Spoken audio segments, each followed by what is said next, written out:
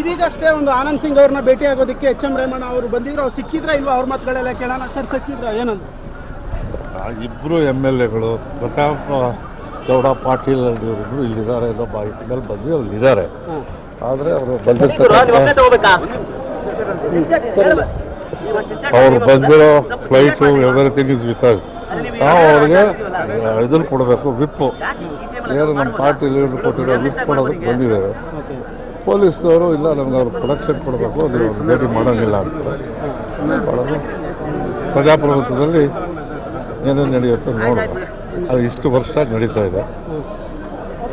ಆನಂದ್ ಸಿಂಗ್ ಅವ್ರ ಜೊತೆ ಯಾರೆಲ್ಲ ಇದ್ದಾರೆ? 5 ಜನ ಬಂದಿದ್ದಾರೆ ಮರ. ಸರ್ ಅದು ಫ್ಲೈಟ್ ಟಿಕೆಟ್ ಸ್ವಲ್ಪ ಶೋ ಮಾಡ್ತೀವಿ. ಸ್ಪೆಷಲ್ ಫ್ಲೈಟ್ ಏನು ಇದು ಒಂದು ಎಚ್.ಎಂ. ರೇವಣ್ಣ ಅವರ ಮಾತಾಗಿರುವಂಥದ್ದು. ಕ್ಯಾಮ್ರಾ ಪರ್ಸನ್ ರಾಕೇಶ್ ಜೊತೆ ಚೇತನ್, ಸುವರ್ಣ ನ್ಯೂಸ್. ತುಂಬಾ ಪೊಲಿಟಿಕಲ್ ಗೇಮ್ಗಳು ನಡೀತಾ ಇದೆ. ಇದೀಗ ಪ್ರತಾಪ್ ಗೌಡ ಮಸ್ಕಿ ಮತ್ತು ಆನಂದ್ ಸಿಂಗ್ ಇಬ್ಬರು ಕೂಡ ಗೋಲ್ಡ್ ಫಿಂಚ್ ಹೋಟೆಲಲ್ಲಿ ಇದ್ದಾರೆ ಅನ್ನೋ ಒಂದು ಮಾಹಿತಿ ಆಧಾರದ ಮೇಲೆ ಕಾಂಗ್ರೆಸ್ಸಿಂದ ಎಚ್.ಎಂ. ರೇವಣ್ಣ ಅಲ್ಲಿಗೆ ಬರ್ತಾರೆ. ಅನಂತರದಲ್ಲಿ ಅವ್ರ ಜೊತೆಯಲ್ಲಿ ಡಿ.ಕೆ. ಸುರೇಶ್ ಅವರು ಕೂಡ ಬರ್ತಾರೆ. ಯಾಕೆ ಸ್ವಾಮಿ ನೀವು ಇಲ್ಲಿಗೆ ಬಂದಿದ್ರಿ, ಏನು ವಿಚಾರ ಅಂತ ಮಾಧ್ಯಮಗಳು ಕೇಳಿದಾಗ ಎಚ್.ಎಂ. ರೇವಣ್ಣ ಅವರು ಆನ್ಸರ್ ಮಾಡ್ತಾರೆ. ಇವರಿಬ್ಬರು ಇಲ್ಲಿ ಇದ್ದಾರೆ ಅಂತ ಒಂದು ಮಾಹಿತಿ ಬಂತು, ನಾವು ಇಲ್ಲಿ ಬಂದ್ವಿ. ಏನಕ್ಕೆ ಬಂದಿರಿ ಅಂತ ಕೇಳಿದ್ದಕ್ಕೆ ಅವರಿಗೆ ವಿಪ್ಪನ್ನು ಜಾರಿ ಮಾಡಬೇಕಾಗಿತ್ತು, ನಮ್ಮ ನಾಯಕರು ವಿಪ್ಪನ್ನು ಕೊಟ್ಟು ಕಳುಹಿಸಿದ್ದಾರೆ, ಆ ಕಾರಣಕ್ಕೆ ಜಾರಿ ಮಾಡಲಿಕ್ಕೆ ಅಂತ ಹೇಳಿ ನಾವು ಬಂದಾಗ ಅವರು ಇದಕ್ಕೆ ಪೊಲೀಸರು ಸೆಕ್ಯೂರಿಟಿನಲ್ಲಿ ಅವರಿದ್ದಾರೆ ಅಂತ ಹೇಳಿದ್ರು. ಇನ್ನು ಡಿ.ಕೆ. ಸುರೇಶ್ ಅವರು ಏನು ಮಾತಾಡ್ತಾ ಇದ್ದಾರೆ ನೋಡೋಣ.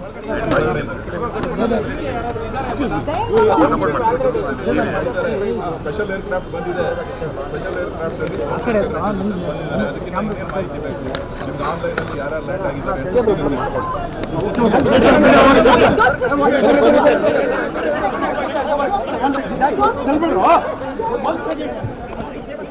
ಡಿ.ಕೆ. ಸುರೇಶ್ ಅವರನ್ನು ಕೂಡ ಮಾತನಾಡಿಸುವ ಪ್ರಯತ್ನಗಳಾಗ್ತಾ ಇದೆ. ಆದರೆ ಎಚ್.ಎಂ. ರೇವಣ್ಣ ಅವರು ತುಂಬ ಅಸಮಾಧಾನದಿಂದ ಹೊರಗಡೆ ಬಂದರು. ಯಾಕೆ we want to issue paper for 2 MLAs from our party. So some information we have got. They were special aircraft today morning along with Secretary Bajaj who is the brother of Janardhan Reddy. We want to issue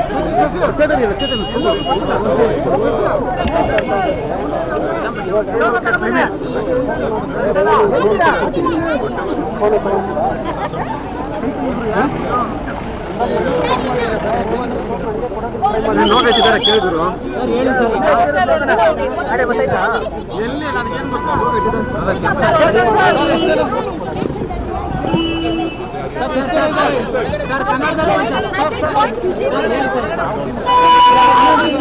ರಾಜಪ್ರತಾಪ್ ಅವರು ಒಳಗಿದ್ರು ಅಂತ ಹೇಳಿ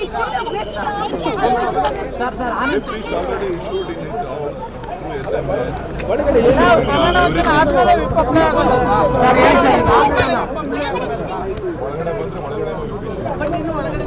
Is the police also part of this search, sir? Sir, is police also part of the search? Police is not part of the search. Are you going to other hotels to search? No. Sir, are you allowed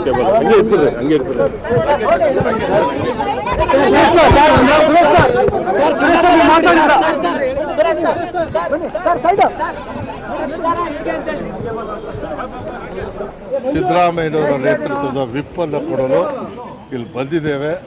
ಇಲ್ಲಿ ಅವರು ಇದ್ದಾರೆ, ಪ್ರತಾಪ್ ಗೌಡ ಪಾಟೀಲ್ ಮತ್ತು ಆನಂದ್ ಸಿಂಗ್ ಇದ್ದಾರೆ. ಅವರಿಬ್ಬರು whip letter ಇಲ್ಲೇ ಇದೆ. Whip letter ಕೊಡೋಕ್ಕೆ ಹೋಗ್ತಾ ಇದ್ದೀವಿ. ಆಲ್ರೆಡಿ ಮನೆಯಲ್ಲಿ ಇಶ್ಯೂ ಮಾಡಿ ಕಳಿಸಿದ್ದೀವಿ. ಪ್ರೆಸೆಂಟ್ ಹಿಯರ್ ಇಲ್ಲೇ ಕೊಡೋಣ ಅಂತ ಬಂದಿದ್ದೀವಿ. ಬಟ್ ಪೊಲೀಸವರು ನಮಗೆ ಬಿಡ್ತಾ ಇಲ್ಲ. ಅವ್ರು ಹೇಳಿದ್ದೀವಿ, ಅವ್ರನ್ನೂ ಕೇಳಿ ಒಂದು ನಿಮಿಷ ಇವ್ರು ಕೇಳ್ತೀನಿ. ಅವ್ರು ಹೇಳ್ತಾರೆ ದಿ ಮೆಂಬರ್ಗೆ ಇವ್ರದ್ದು ಸುಪ್ರೀಂ ಕೋರ್ಟ್ ಡೈರೆಕ್ಷನ್ ಇದೆ, we have to protect them. ನಾವೇನು ಅವ್ರ ಮೇಲೆ ಏನು ಗಲಾಟೆ ಮಾಡ್ತಿಲ್ಲ, ಏನು ಮಾಡ್ತಾ ಇಲ್ಲ. ಇಟ್ ಇಸ್ ಎ ವಿಪ್ ಕೊಡೋಕೆ ಬಂದಿದ್ದು. ನಾನು ಅವ್ರಿಗೆ ಕೇಳ್ಕೊಂಡೆ, ರೂಮಲ್ಲಿ ಒಳಗೆ ಸೇರ್ಕೊಂಡವ್ರು ಏನು ಮಾತಾಡೋದು, ಅದನ್ನೆಲ್ಲ ಏನು ಹೇಳೋಣಪ್ಪ, ಯಾಕೆ ಕೇಳೋಣ ಅದನ್ನ? ಯಾರಿಲ್ಲಿ ಯಡಿಯೂರಪ್ಪನ ಸ್ಟೈಲ್ ಇದು. ಕೆಲಸ ನಾವು ಮಾಡ್ತಾ ಇದ್ದೀವಿ. ಇದೀಗಷ್ಟೇ ಒಂದು ಆನಂದ್ ಸಿಂಗ್ ಅವ್ರನ್ನ ಭೇಟಿ ಆಗೋದಕ್ಕೆ ಎಚ್ ಎಂ ರೇವಣ್ಣ ಅವರು ಬಂದಿದ್ರು. ಅವ್ರು ಸಿಕ್ಕಿದ್ರ ಇಲ್ವಾ ಅವ್ರ ಮಾತುಗಳೆಲ್ಲ ಕೇಳೋಣ. ಸರ್ ಸಿಕ್ಕಿದ್ರ, ಏನಂದ್ರು? ಇಬ್ಬರು MLAಗಳು ಪ್ರತಾಪ್ ಗೌಡ ಪಾಟೀಲ್ ಇವರಿಬ್ಬರು ಇಲ್ಲಿದ್ದಾರೆ ಅನ್ನೋ ಮಾಹಿತಿ ಮೇಲೆ ಬಂದ್ವಿ. ಇದ್ದಾರೆ, ಆದರೆ ಅವರು ಅವ್ರು ಬಂದಿರೋ flight everything is with us. ನಾವು ಅವ್ರಿಗೆ ಇದನ್ನು ಕೊಡಬೇಕು, ವಿಪ್ಪು ಏನು ನಮ್ಮ ಪಾರ್ಟಿ ಲೀಡರ್ ಕೊಟ್ಟಿರೋ ವಿಪ್ ಕೊಡೋದಕ್ಕೆ ಬಂದಿದ್ದೇವೆ. ಪೊಲೀಸ್ನವರು ಇಲ್ಲ ನಮ್ಗೆ ಅವ್ರು ಪ್ರೊಡಕ್ಷನ್ ಕೊಡಬೇಕು, ನೀವು ಅವ್ರು ಭೇಟಿ ಮಾಡೋಂಗಿಲ್ಲ ಅಂತಾರೆ. ಏನು ಮಾಡೋದು, ಪ್ರಜಾಪ್ರಭುತ್ವದಲ್ಲಿ ಏನೇನು ನಡೆಯುತ್ತೋ ನೋಡುವ. ಅದು ಇಷ್ಟು ವರ್ಷ ನಡೀತಾ ಇದೆ. ಆನಂದ್ ಸಿಂಗ್ ಅವ್ರ ಜೊತೆ ಯಾರೆಲ್ಲ ಇದ್ದಾರೆ? 5 ಜನ ಬಂದಿದ್ದಾರೆ ಮರ. ಸರ್ ಅದು ಫ್ಲೈಟ್ ಟಿಕೆಟ್ ಸ್ವಲ್ಪ ಶೋ ಮಾಡ್ತೀವಿ. ಸ್ಪೆಷಲ್ ಫ್ಲೈಟ್ ಇದು ಒಂದು ಎಚ್ ಎಂ ರೇವಣ್ಣ ಅವರ ಮಾತಾಗಿರುವಂತದ್ದು. ಕ್ಯಾಮ್ರಾ ಪರ್ಸನ್ ರಾಕೇಶ್ ಜೊತೆ ಚೇತನ್, ಸುವರ್ಣ ನ್ಯೂಸ್. ಸಿದ್ದರಾಮಯ್ಯನವರ ನೇತೃತ್ವದ ವಿಪ್ಪನ್ನು ಕೊಡಲು ಇಲ್ಲಿ ಬಂದಿದ್ದೇವೆ. ಇಲ್ಲಿ ಅವರು ಇದ್ದಾರೆ, ಪ್ರತಾಪ್ ಗೌಡ ಪಾಟೀಲ್ ಮತ್ತು ಆನಂದ್ ಸಿಂಗ್ ಇದ್ದಾರೆ. ಅವರಿಬ್ಬರು ವಿಪ್ ಲೆಟ್ರ್ ಇಲ್ಲೇ ಇದೆ. ವಿಪ್ ಲೆಟ್ರ್ ಕೊಡೋಕೆ ಹೋಗ್ತಾ ಇದ್ದೀವಿ. ಆಲ್ರೆಡಿ ಮನೆಯಲ್ಲಿ ಇಶ್ಯೂ ಮಾಡಿ ಕಳಿಸಿದ್ದೀವಿ. ಪ್ರೆಸೆಂಟ್ ಹಿಯರ್ ಇಲ್ಲೇ ಕೊಡೋಣ ಅಂತ ಬಂದಿದ್ದೀವಿ. ಬಟ್ ಪೊಲೀಸ್ನವರು ನಮಗೆ ಬಿಡ್ತಾ ಇಲ್ಲ. ಅವ್ರು ಹೇಳಿದ್ದೀವಿ, ಅವ್ರನ್ನೂ ಕೇಳಿ ಒಂದು ನಿಮಿಷ ಇವ್ರು ಕೇಳ್ತೀನಿ. ಅವ್ರು ಹೇಳ್ತಾರೆ ದಿ ಮೆಂಬರ್ಗೆ ಇವ್ರದ್ದು ಸುಪ್ರೀಂ ಕೋರ್ಟ್ ಡೈರೆಕ್ಷನ್ ಇದೆ, we have to protect them. ನಾವೇನು ಅವ್ರ ಮೇಲೆ ಏನು ಗಲಾಟೆ ಮಾಡ್ತಿಲ್ಲ, ಏನು ಮಾಡ್ತಾ ಇಲ್ಲ. ಇಟ್ ಇಸ್ ಎ ವಿಪ್ ಕೊಡಕ್ಕೆ ಬಂದಿದ್ದು. ನಾನು ಅವ್ರಿಗೆ ಕೇಳ್ಕೊಂಡೆ, ರೂಮಲ್ಲಿ ಒಳಗೆ ಸೇರ್ಕೊಂಡವ್ರು ಏನು ಮಾತಾಡೋದು, ಅದನ್ನೆಲ್ಲ ಏನು ಹೇಳೋಣಪ್ಪ, ಯಾಕೆ ಕೇಳೋಣ ಅದನ್ನ? ಯಾರಿಲ್ಲಿ ಯಡಿಯೂರಪ್ಪನ ಸ್ಟೈಲ್ ಇದು. ಕೆಲಸ ನಾವು ಮಾಡ್ತಾ ಇದ್ದೀವಿ. ನಾವು ಅಧಿಕಾರಿಗಳನ್ನ ಕೇಳಿದೀವಿ, ಅವರಿಗೆ ವಿಪ್ ಇಶ್ಯೂ ಮಾಡೋದಕ್ಕೆ ನಮಗೆ ಅವಕಾಶ ಕೊಡಿ, ಪಕ್ಷದ ಆದೇಶ ಅಂತ ಹೇಳಿ. ಅವರು ನಾವು ಮೆಂಬರ್ಸ್ಗೆ ಪ್ರೊಟೆಕ್ಷನ್ ಕೊಡಬೇಕು, ಸುಪ್ರೀಂ ಕೋರ್ಟ್ ಆದೇಶದಂತೆ ನಾವು ಅವ್ರಿಗೆ ಪ್ರೊಟೆಕ್ಷನ್ ಕೊಡಬೇಕು. ಅವ್ರಿಗೆ ಪ್ರೊಟೆಕ್ಷನ್ ಕೊಡ್ತೀವಿ. ಅವ್ರು ಎಲ್ಲಿ ಬರ್ತಾರೆ ಎಲ್ಲಿ ಹೋಗ್ತಾರೆ ಅಂತ ಗೊತ್ತಿಲ್ಲ ಅಂತ ಹೇಳಿ. ಅವ್ರ ಜೊತೆಲಿ ಈಗ ಫ್ಲೈಟ್ ಅಲ್ಲಿ ಬಂದಿರತಕ್ಕಂಥವ್ರು ಈ ಹೋಟ್ಲಲ್ಲಿ ಇದ್ದಾರೆ. ನಮ್ಮ ಬ್ಲಾಕ್ ಅಧ್ಯಕ್ಷರು ಆ ಜೊತೆಲಿ ಬಂದಿದ್ದಾರೆ ಅಂತ ಹೇಳಿ ನಮಗೆ ಮಾಹಿತಿ ಸಿಕ್ಕಿದೆ. ಒಂದು ಸ್ಪೆಷಲ್ ಫ್ಲೈಟ್ ಅಲ್ಲಿ ಬಂದಿದ್ದಾರೆ. ಅವ್ರು ಬಂದಿರೋದಕ್ಕೆ ಮಾಹಿತಿ ಇದೆ. ಸೋಮಶೇಖರ್ ರೆಡ್ಡಿ ಜೊತೆಲಿ ಬಂದಿದ್ದಾರೆ. ನಾವು ಅಧಿಕಾರಿಗಳನ್ನ ಕೇಳಿದ್ವಿ. ಇದು ಎಚ್ ಎಂ ರೇವಣ್ಣ ಮತ್ತು ಸುರೇಶ್ ಅವರ ಮಾತುಗಳಾಗಿತ್ತು. ಇಲ್ಲಿ ಆನಂದ್ ಸಿಂಗ್ ಮತ್ತು ಪ್ರತಾಪ್ ಗೌಡ ಪಾಟೀಲ್ ಇಬ್ರು ಕೂಡ ಗೋಲ್ಡ್ ಫಿಂಚ್ ಹೋಟೆಲ್ ಅಲ್ಲಿ ಇದ್ದಾರೆ. ಆ ಕಾರಣಕ್ಕೆ ನಾವು ವಿಪ್ ಅನ್ನ ಅವರಿಗೆ ಜಾರಿ ಮಾಡಲಿಕ್ಕೆ ಬಂದ್ವಿ. ಆದರೆ ಅವರೆಲ್ಲರೂ ಕೂಡ ರೂಮ್ನ ಕೊಠಡಿ ಒಳಗಡೆ ಸೇರಿಕೊಂಡು ಲಾಕ್ ಆಗಿದ್ದಾರೆ.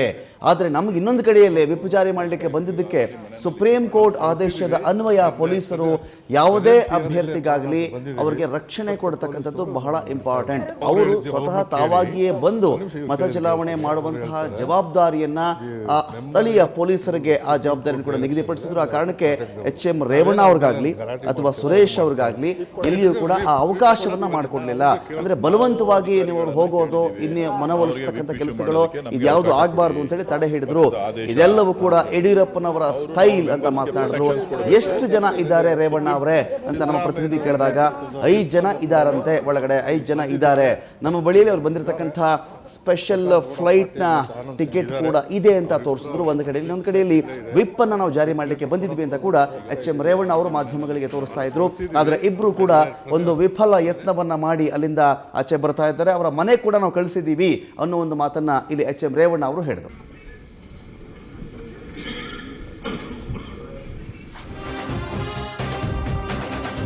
ಹಿರೇಕೆರೂರು ಕಾಂಗ್ರೆಸ್ ಶಾಸಕ ಬಿಸಿ ಪಾಟೀಲ್ಗೆ ಬಿಎಸ್ವೈ ಆಮಿಷ ಒಡ್ಡಿದ್ದಾರೆ ಅಂತ ಹೇಳಲಾಗ್ತಾ ಇದೆ. ಹಿರೇಕೆರೂರಿನ ಕಾಂಗ್ರೆಸ್ ಶಾಸಕ ಬಿಸಿ ಪಾಟೀಲ್ ಅವರಿಗೆ ಬಿಎಸ್ ಯಡಿಯೂರಪ್ಪನವರು ಆಮಿಷವನ್ನು ಒಡ್ಡಿದ್ದಾರೆ ಅನ್ನೋ ಒಂದು ಆಡಿಯೋ ಕೂಡ ಇದೀಗ ವೈರಲ್ ಆಗ್ತಾ ಇದೆ. ನೆನೆ ನಾನು ಕೂಡ ನೋಡ್ತಾ ಇದ್ದೀವಿ, ಜನಾರ್ದನ್ ರೆಡ್ಡಿಯವರ ಆಡಿಯೋ ಆಯಿತು, ಅನಂತರದಲ್ಲಿ BJ ಪುಟ್ಟಸ್ವಾಮಿ ಅವರ ಆಡಿಯೋ ವೈರಲ್ ಆಗಿದೆ. ಉಗ್ರಪ್ಪನವರು ಬಿಡುಗಡೆ ಮಾಡ್ತಾ ಇದ್ರು. ಇದೀಗ ನೋಡ್ತಾ ಇದ್ದೀವಿ ಬಿಎಸ್ವೈ ಅವರು ಬಿಸಿ ಪಾಟೀಲ್ ಅವರಿಗೆ ಆಮಿಷ ಒಡ್ಡಿರತಕ್ಕಂತಹ ಒಂದು ಆಡಿಯೋ ಕೂಡ ವೈರಲ್ ಆಗ್ತಾ ಇದೆ. ಇದು ಯಡಿಯೂರಪ್ಪ ಮತ್ತು ಬಿಸಿ ಪಾಟೀಲ್ ನಡುವಿನ ಸಂಭಾಷಣೆಯ ಆಡಿಯೋ ಅಂತ ಕೂಡ ಹೇಳಲಾಗ್ತಾ ಇದೆ. ಬಿಸಿ ಪಾಟೀಲ್ ಅವರು ಹಿರೇಕೆರೂರಿನ ಚುನಾಯಿತ ಅಭ್ಯರ್ಥಿಯಾಗಿದ್ದಾರೆ. ಅವರನ್ನು ಹೇಗಾದರೂ ಮಾಡಿ ತಮ್ಮ ಪಕ್ಷದ ಪರವಾಗಿ ಬಹುಮತದ ಸಂದರ್ಭದಲ್ಲಿ ಅವರು ವೋಟ್ ಮಾಡುವಂತೆ ಮಾಡುವ ಒಂದು ಪ್ರಯತ್ನದ ಭಾಗವಾಗಿ ಅವರಿಗೆ ಆಮಿಷವನ್ನು ಒಡ್ಡಿದ್ದಾರೆ ಅಂತ ಆರೋಪವನ್ನು ಕೂಡ ಮಾಡಲಾಗ್ತಾ ಇದೆ. ಆದರೆ BC ಪಾಟೀಲ್ ಅವರಿಗೆ ನಿಜಕ್ಕೂ ಯಡಿಯೂರಪ್ಪನವರೇ ಆಮಿಷವನ್ನು ಒಡ್ಡಿದ್ದಾರಾ ಅನ್ನೋದು ಮುಖ್ಯ ಪ್ರಶ್ನೆ ಆಗುತ್ತೆ. ಇನ್ನು BSY BC ಪಾಟೀಲ್ ನಡುವೆ ಆಮಿಷ ಒಡ್ಡಿದ್ದಾರೆ ಅಂತ ಹೇಳಲಾಗಿರ್ತಕ್ಕಂತಹ ಆಡಿಯೋ ಇದೀಗ ವೈರಲ್ ಆಗಿದೆ. ಅಂದರೆ ಅನೇಕ ಸರಣಿಯಾಗಿ BJPಯವರು ಈ ರೀತಿಯಲ್ಲಿ ಮಾಡ್ತಾ ಇದ್ದಾರೆ, ಆಮಿಷ ಒಡ್ತಾ ಇದ್ದಾರೆ. ಕೆಲವರಿಗೆ ಹಣದ ಆಮಿಷವನ್ನು ಹೇಳ್ತಾ ಇದ್ದಾರೆ, ಕೆಲವರಿಗೆ ಸಚಿವ ಸ್ಥಾನದ ಆಮಿಷವನ್ನು ಕೂಡ ಒಡ್ಡಲಾಗ್ತಾ ಇದೆ. ಜನಾರ್ದನ್ ರೆಡ್ಡಿ ಆದಿಯಾಗಿ ಇದೇ ಯಡಿಯೂರಪ್ಪನವರ ಮಗ ಅವರು ಕೂಡ ಸೇರಿ ಅನಂತರದಲ್ಲಿ ಈಗ ಯಡಿಯೂರಪ್ಪನವರು ಕೂಡ ಇಂಥ ಒಂದು ಕೆಲಸವನ್ನು ಮಾಡ್ತಾ ಇದ್ದಾರೆ. ಯಡಿಯೂರಪ್ಪನವರ ಪರಮಾಪ್ತ BJ ಪುಟ್ಟಸ್ವಾಮಿ ಅವರು ಕೂಡ ಆಮಿಷವನ್ನು ಒಡ್ತಾ ಇದ್ದಾರೆ. ಸಚಿವರ ಪತ್ನಿ ಅಂದರೆ ಈಗ ಅತಿ ಮುಖ್ಯವಾಗಿ ಯಾರು ಶಾಸಕರಿದ್ದಾರೋ ಅವರ ಪತ್ನಿಯರಿಗೂ ಕೂಡ ಈ ರೀತಿಯಲ್ಲಿ ಆಮಿಷವನ್ನು ಒಡ್ಡುವ ಮೂಲಕವಾಗಿ ಸೆಳೆಯೋ ಪ್ರಯತ್ನಗಳನ್ನು ಇಲ್ಲಿ ಮಾಡ್ತಾ ಇದ್ದಾರೆ.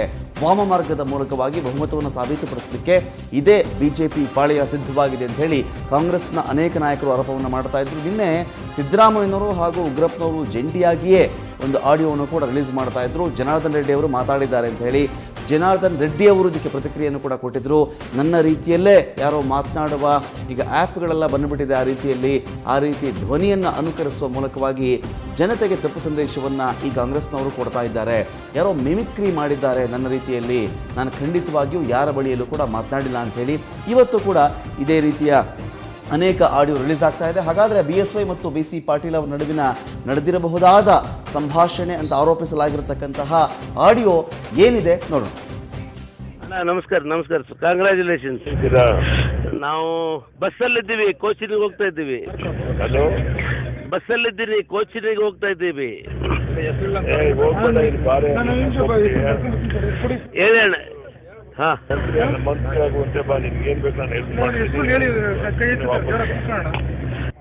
ಆಯ್ತಣ್ಣ, ನೀವು ಹೇಳಿ ಸ್ವಲ್ಪ ಮೊದಲೇ ನನಗೇನೋ ಒಂಚೂರು ಹೇಳಿದ್ರೆ.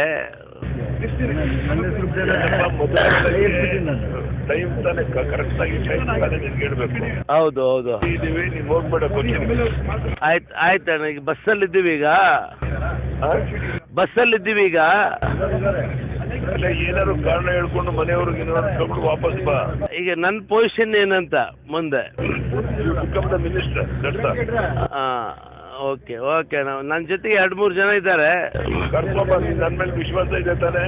ಖಂಡಿತ ಇದೆ. ಈಗ ವಾಪಸ್ ಬಾ ಹೇಳ್ತೀನಿ, ಹೋಗ್ಬಿಡ್ದು ಬಸ್ಸಲ್ಲಿ. ಆಯ್ತಣ್ಣ. ಸರಿ, ನೀನು ಕೊಚ್ಚಿನ್ಗೆ ಹೋದ್ರೆ ಆಮೇಲೆ ನೀನು ಸಿಗಲ್ಲ, ಆಗದೆ ಇರೋ ವಿಷಯ. ಆಯ್ತಣ್ಣ. ಏನ್ ಮಾಡ್ತೀವಿ ಹೇಳಿ ಈಗ? ಆಯ್ತು, ಈಗ ತಾವು ಹೇಳಿದಿರಿ, ಹೇಳಿದ್ಮೇಲೆ ನಾನು 5 ನಿಮಿಷದಲ್ಲಿ ವಾಪಸ್ ಹೇಳ್ತೀನಿ ಅಣ್ಣ. ಹೇಳು. ಆಯ್ತಣ್ಣ. ಅಣ್ಣ ನಮಸ್ಕಾರ ಕಂಗ್ರ್ಯಾಚುಲೇಷನ್ಸ್.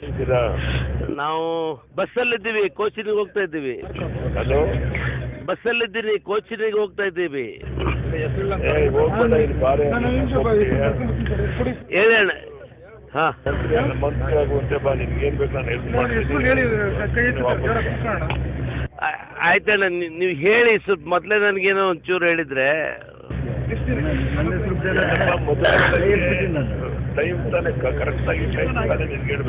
ಹೌದು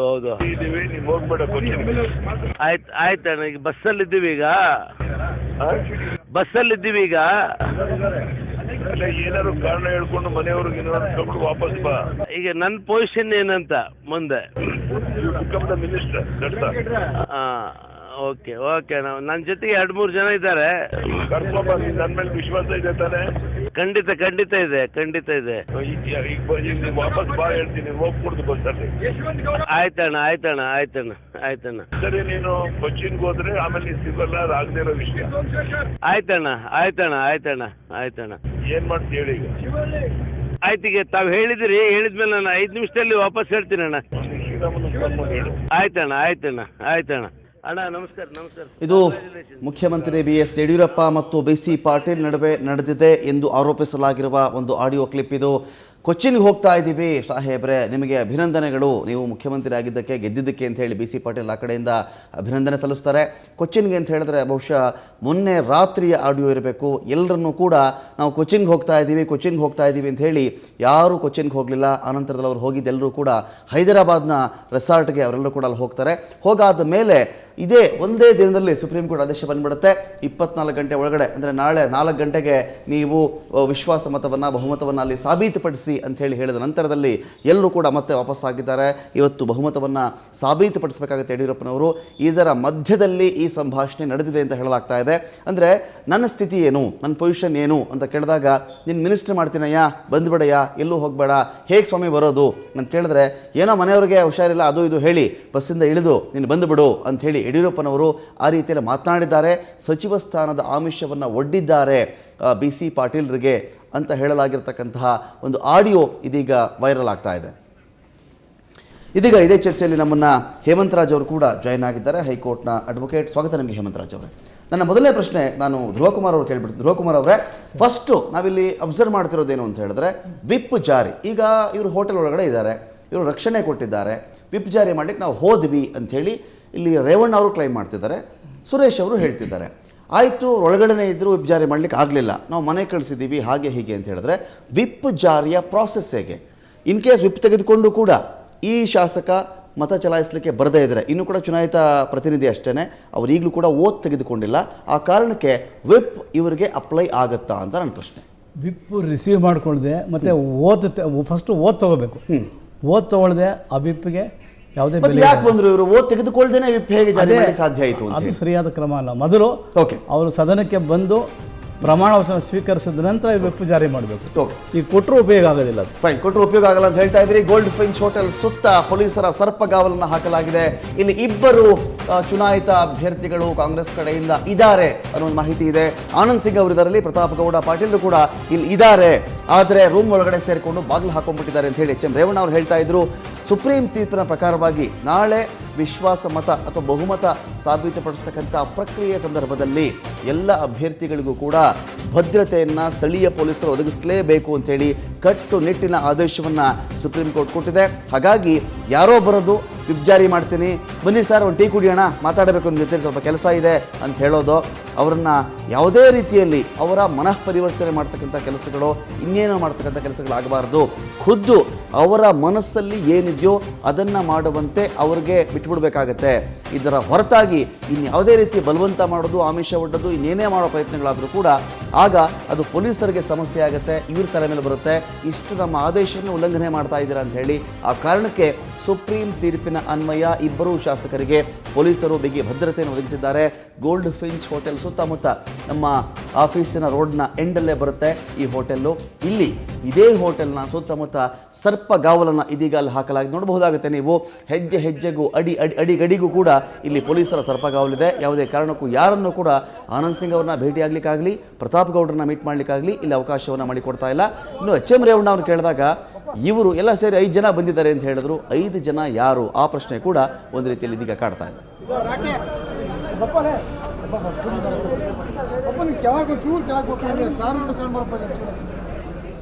ಇನ್ನೊಂದು ಕಡೆ ಇದೇ BC ಪಾಟೀಲ್ರು, ಹಿರೇಕೆರೂರು ಶಾಸಕರು ಕೊಚ್ಚಿನ್ಗೆ ಹೋಗ್ತಾ ಇದ್ದೀನಿ ಅಂತ ಹೇಳಿದಾಗ ಆಗ ಯಡಿಯೂರಪ್ಪನವರು ಅವರಿಗೆ ಕರೆ ಮಾಡಿದರು. ಕರೆ ಮಾಡಿದಾಗ ಯಾವ ರೀತಿಯಲ್ಲಿ ಆಮಿಷ ಒಡ್ಡಿದ್ದಾರೆ, ಇದರ ಬಗ್ಗೆ ಆರೋಪಗಳನ್ನು ಕೂಡ ಕಾಂಗ್ರೆಸ್ ಮಾಡ್ತಾ ಇದೆ ಅಂತ ಒಂದು ಆಡಿಯೋ ಕೂಡ ವೈರಲ್ ಆಗಿದೆ. ಏನು ಹೇಳಿದ್ದಾರೆ ನೋಡೋಣ. ಹಾಂ, ಕೊಡಿ.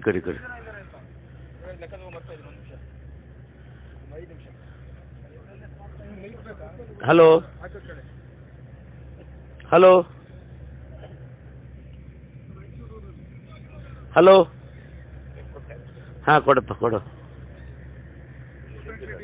ಅಣ್ಣ. ನಮಸ್ಕಾರ. ಕಂಗ್ರ್ಯಾಚುಲೇಷನ್ಸ್. ನಾವು ಕೊಚ್ಚಿನ್ಗೆ ಹೋಗ್ತಾ ಇದ್ದೀವಿ, ಬಸ್ಸಲ್ಲಿದ್ದೀವಿ, ಕೋಚಿನ್ಗೆ ಹೋಗ್ತಾ ಇದ್ದೀವಿ, ಬಸ್ಸಲ್ಲಿದ್ದೀನಿ, ಕೋಚಿನಿಗೆ ಹೋಗ್ತಾ ಇದ್ದೀವಿ. ಹೇಳಣ್ಣ. ಹಾಂ,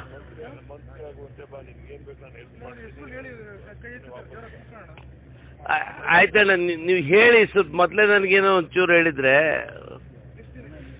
ಆಯ್ತು.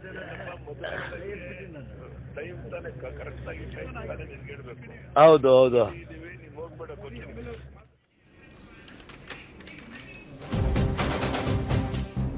ಎಲ್ಲ ಶಾಸಕರ ಪ್ರಮಾಣ ವಚನ ಸ್ವೀಕಾರ ಅಂತ್ಯವಾಗಿದೆ.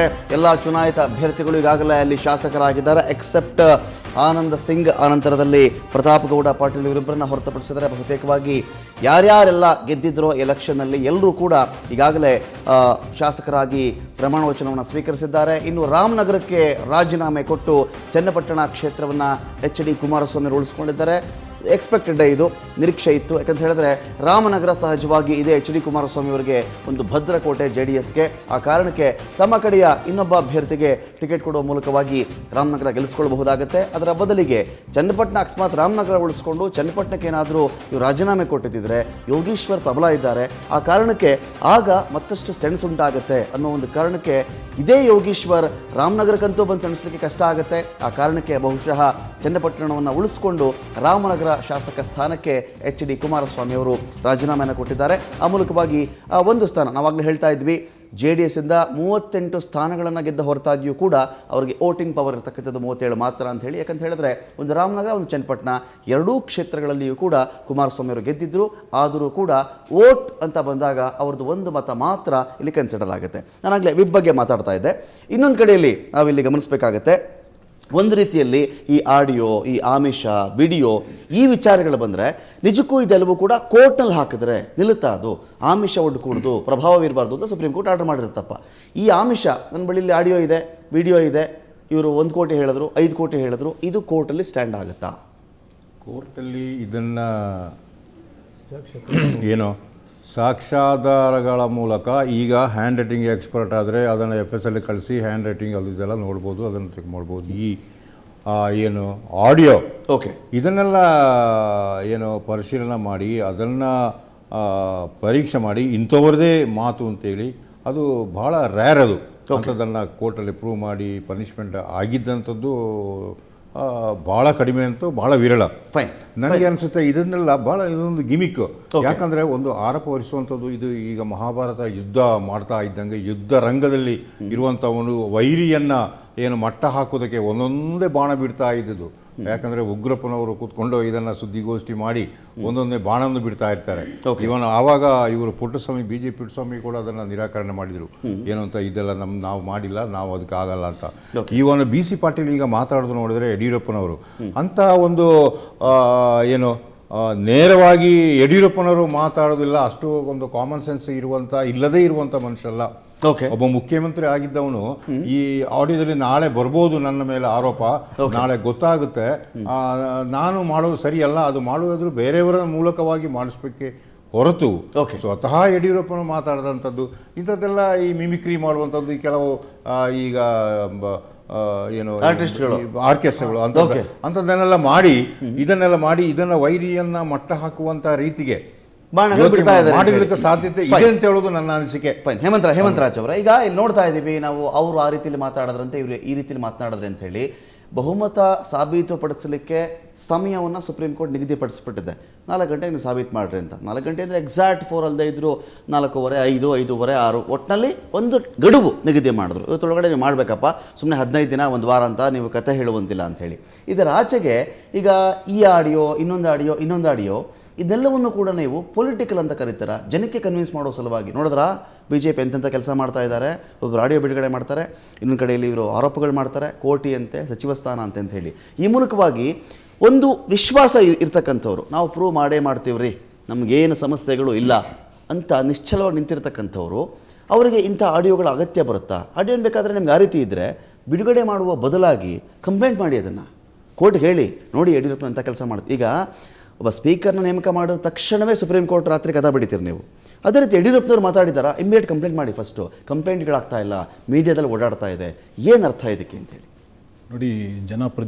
ಜನಪ್ರತಿನಿಧಿ ಕಾಯ್ದೆ ಪ್ರಕಾರ ಈ ಎಲ್ಲ ಶಾಸಕರು ದೇ ಆರ್ ಜನಪ್ರತಿನಿಧಿಗಳು. ಓಕೆ, ನೀವು ಜನಪ್ರತಿನಿಧಿಗಳಿಗೆ ಯಾವುದೇ ಅಂಶ ಹೊಡಿಸಿದ್ರೆ ಅದು ಲಂಚ ಅಂತ ಆಗುತ್ತೆ. ನಮಗೆ ಹಿಂದೆ ಅನೇಕ ನಿದರ್ಶನಗಳಿದ್ದಾವೆ. ಅರ್ಲಿಯರ್ ಜಾರ್ಖಂಡಲ್ಲಿ ಏನಾಯಿತು, JMM ಕೇಸ್ ಅಂತ ಫೇಮಸ್ ಕೇಸ್ ಇದೆ, ಅದರಲ್ಲಿ CBI ಎನ್ಕ್ವೈರಿ ಆಯಿತು. CBI ಎನ್ಕ್ವೈರಿ ಆದಮೇಲೆ ಜಾರ್ಖಂಡ್ ಅರ್ಲಿಯರ್ ಸಿಬು ಸೊರೆನ್ ಅವರ ಸೊಸೆ ಸೀತಾ ಸೊರೆನ್ ಅವರಿಗೆ 7 ವರ್ಷಗಳವರೆಗೆ ಹೈಕೋರ್ಟಲ್ಲಿ ಪನಿಷ್ಮೆಂಟ್ ಆಗಿತ್ತು, ಇದೇ ಲಂಚ ಪ್ರಕರಣ ಕೇಸಲ್ಲಿ. ಸೊ ಹಾಗಾಗಿ ಈ ಕಾನ್ಸಿಕ್ವೆನ್ಸಸ್ ಈಗಲೇ ಆಗಿ ಈಗ ಸಿಡಿನ ಬಿಡುಗಡೆ ಮಾಡಿದ್ದಾರೆ. ಸುಪ್ರೀಂ ಕೋರ್ಟಲ್ಲಿ ಮ್ಯಾಟ್ರ್ ಪೆಂಡಿಂಗ್ ಇದೆ. ಸುಪ್ರೀಂ ಕೋರ್ಟ್ನಲ್ಲಿ ಏನಾದರೂ ಇವತ್ತಿನ ದಿವಸ ಏನೇನು ಪ್ರೊಸೀಡಿಂಗ್ಸ್ ಆಗಿದೆಯಲ್ಲ ಸಿಡಿಗಳನ್ನ ಸುಪ್ರೀಂ ಕೋರ್ಟ್ ಅಫಿಡವಿಟ್ ಮುಖಾಂತರ ಸಿಡಿಗಳನ್ನ ಪ್ರೊಡ್ಯೂಸ್ ಮಾಡಿದ್ರೆ ಸುಪ್ರೀಂ ಕೋರ್ಟ್ ನಿಜವಾಗ್ಲೂ ಕಾನ್ಸಿಕ್ವೆನ್ಸಸ್, ಸುಪ್ರೀಂ ಕೋರ್ಟ್ ಇದನ್ನು ಜುಡಿಷಿಯಲ್ ನೋಡ್ ತಗೊಂಡುತ್ತೆ. ಸುಪ್ರೀಂ ಕೋರ್ಟ್ ಟೈಮ್ ಇದೆ.